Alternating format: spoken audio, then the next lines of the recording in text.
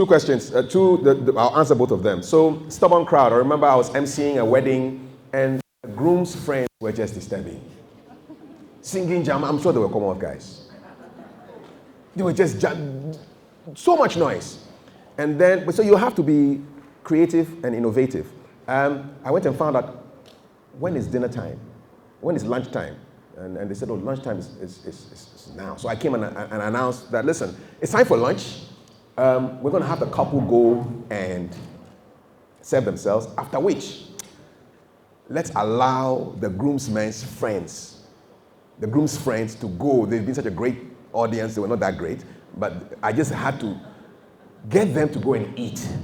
So when they sat down with their chicken in their mouths and things, guess what? The mouth can't work again. And they were quiet.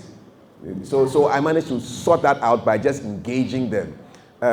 So that's a stubborn crowd, example of a stubborn crowd for me. Now, stage fright, it happened. I was emceeing Miss Ghana, I think 3 or 4 years back, and we had 4 MCs, okay? So the whole idea was that the first MC does something, hands over to the second person, third person, and when they handed over to me, I held on a microphone, and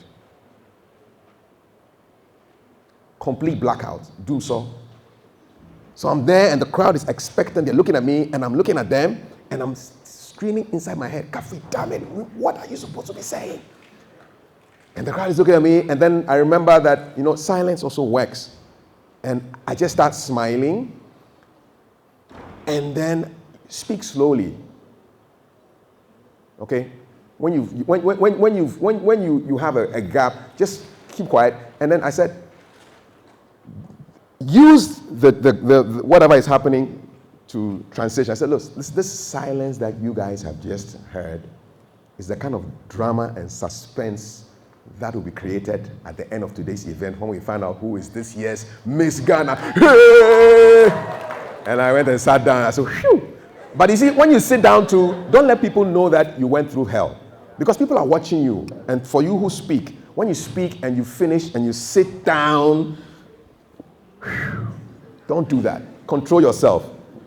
From the time you walk up to come and give your presentation, to come and sit down, people's eyes are on you. It's natural. So don't let them see that, hey, you just went through hell and you survived, Yeah, and I hope that can help you. So if you speak slower, you are less likely to make mistakes. And stage fright, listen, they don't know what you are going to say. They didn't have my script. So the people didn't know. They thought that the silence was a created one, but it was just me digging myself out very fast or very slowly from a hole.